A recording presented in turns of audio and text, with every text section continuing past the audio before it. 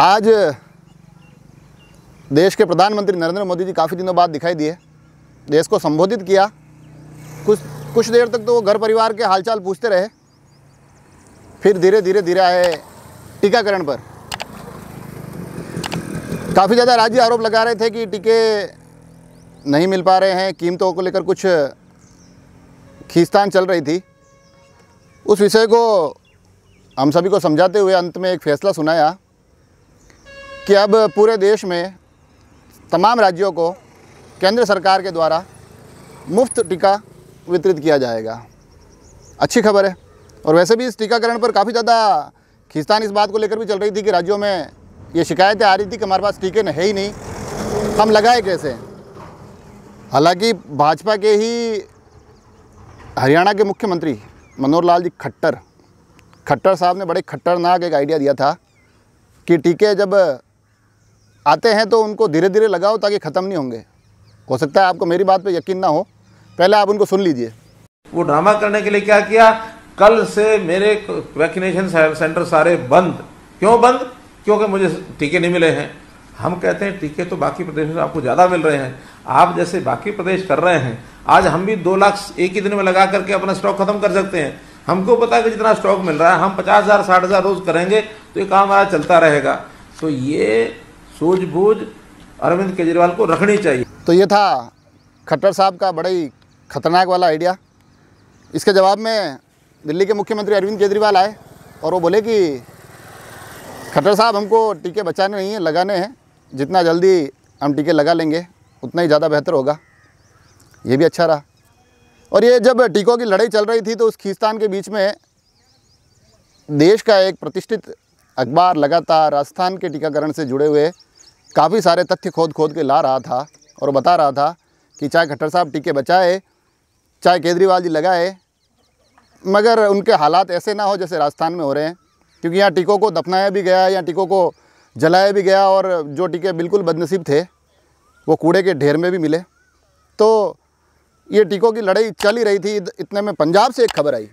पंजाब सरकार ने और भी एक कदम आगे बढ़ाया और कहा कि टीके जो उन्होंने खरीदे वो निजी हॉस्पिटल्स को बेच दिए और निजी हॉस्पिटल्स उनको और महंगे दामों में बेच रहा था।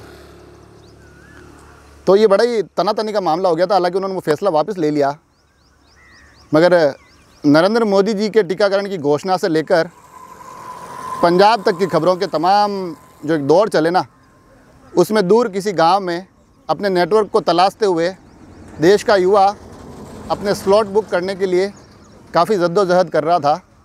उम्मीद है जल्द टीके आएंगे, स्लॉट बुक होंगे, जल्दी से सबको टीके लग जाएंगे। टीकाकरण से थोड़ा सा आगे चलते हैं। ऐसा नहीं है कि मोदी जी ने ही देश के लिए कोई फ्री घोषणा की है। एक घोषणा राजस्थान के मुख्यमंत्री जी के माध्यम से भी आई है। उन्होंने कहा है कि राज्य के जो प्रतिभावान छात्र होंगे उनको फ्री कोचिंग दी जाएगी। कोचिंग के अंदर उन्होंने काफ़ी सारे प्रतियोगी परीक्षाएं शामिल की है और उसका जो आधार बनाया है वो ये होगा कि 10वीं और 12वीं के जो अंक हैं उन अंकों के आधार पर उस कोचिंग क्लास में एडमिशन दिया जाएगा। और उसमें बताया गया है कि SC ST OBC अल्पसंख्यक और उसके अलावा वो परिवारों के बच्चे शामिल होंगे जिनकी सालाना आय 8 लाख से कम है। साथ में एक योजना और भी जोड़ी गई है कि अगर ये अपने परिवार से दूर रह रहे हैं, घर से दूर रह रहे हैं किसी शहर में, तो उनको वहाँ रहने और खाने के लिए 40,000 रुपये की मदद भी की जाएगी। अच्छी योजना है। नरेंद्र मोदी जी की जो फ्री वैक्सीनेशन की योजना है वो भी अच्छी है। गहलोत साहब की जो फ्री कोचिंग वाली योजना है वो भी अच्छी है। मगर इन अच्छी योजनाओं के बीच में बता दूं कि इन किसी भी फ्री की योजना से भावुक होकर अत्यधिक बहुत आवश्यकता से अधिक ऊर्जावान होकर ये अनावश्यक जयकारों में मत पड़िएगा। ये इन नेताओं का, इन सरकारों का काम है कि ये व्यवस्था हम तक पहुँचाए। ये जयकार इनको आत्ममुग्ध कर देती है और उसकी तकलीफ़ हमको उसी प्रकार से झेलनी पड़ती है जैसे कोरोना काल में लोगों ने अपनों को खोया है। हमको सवाल पूछना चाहिए और उन सवालों का क्या दायरा होना चाहिए, क्यों पूछना चाहिए, उसको लेकर हमने आज दिन में कार्यक्रम आपके सामने पेश किया था, ब्रॉडकास्ट किया था।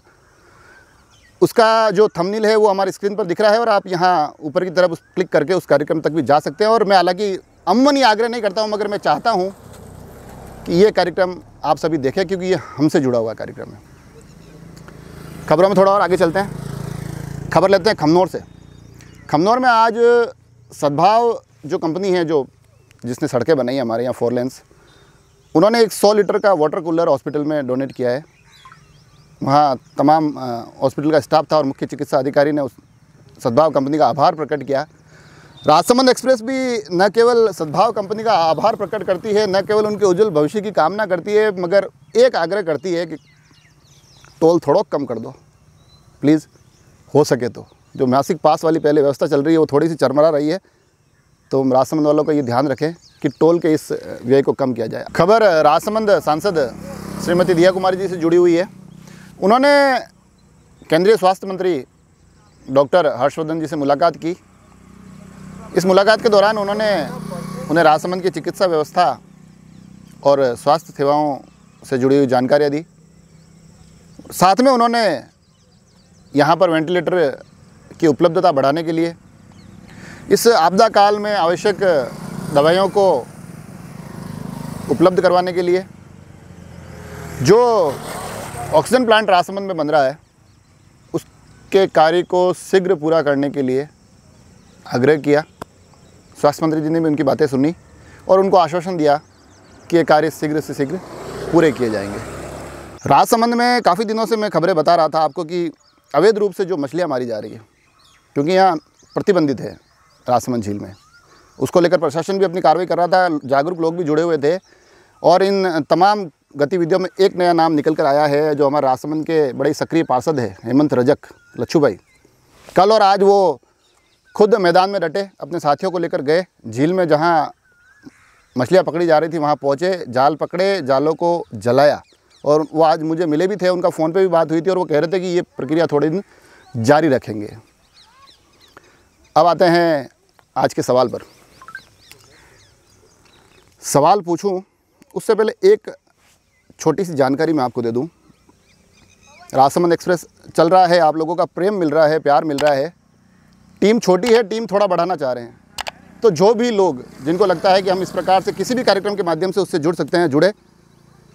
और जो भी जुड़ने का इच्छुक है उनके लिए एक आवश्यक सूचना यही है, गरीब चैनल है, पैसा नहीं है। अभी तक कोई हमारा विज्ञापन की भी बोनी बट्टे हुए नहीं है, तो विज्ञापनदाता भी इस खबर पे ध्यान दे सकते हैं। अब आते हैं सवाल पर। सवाल खलील जी डायर ने भेजा है। सवाल यह है कि राजसमंद के पहले पुलिस अधीक्षक का नाम क्या है, पहले एसपी साहब कौन थे और उनका निवास स्थान कहाँ था। जवाब हमें जल्दी भेजिएगा। अब आते हैं कल के विजेता पर। कल हमें एक नया विजेता मिला। जो सवाल मैंने पूछा था कि 1857 की क्रांति के दौरान अंग्रेज़ों और तात्या टोपे के मध्य एक युद्ध हुआ था राजसमंद में, वो स्थान कौन सा था। आप लोगों को बता दूं कि वो स्थान था रकमगढ़ की छापर।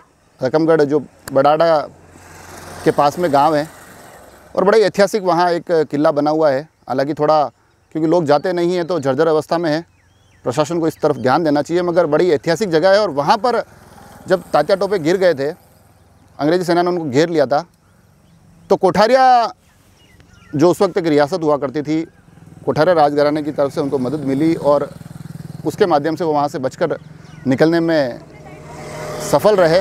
तो बड़ी ऐतिहासिक पृष्ठभूमि से बड़े अच्छा स्थान है। और मेरे को याद आता है कि 3 साल पहले, तकरीबन 3 साल के आसपास की बात होगी, जब स्वतंत्रता दिवस की पूर्व संध्या पर एक अच्छा कार्यक्रम भी हुआ था। मुझे नारायण सिंह जी राव साहब साहित्यकार वहाँ लेकर गए थे, उन्होंने एक अच्छा कार्यक्रम किया था। आप सभी से आग्रह है कि एक बार वहाँ अवश्य जाए, इतिहास के उन पलों से ज़रूर जुड़े। और जो सबसे पहले सही जवाब भेजा उनका नाम है रवि लड्ढा। तो रवि लड्ढा को बहुत बहुत बधाई, आप हमारे आज के इस कार्यक्रम के विजेता हैं। राजसमंद एक्सप्रेस को देखते रहिए, जुड़े रहें। धन्यवाद।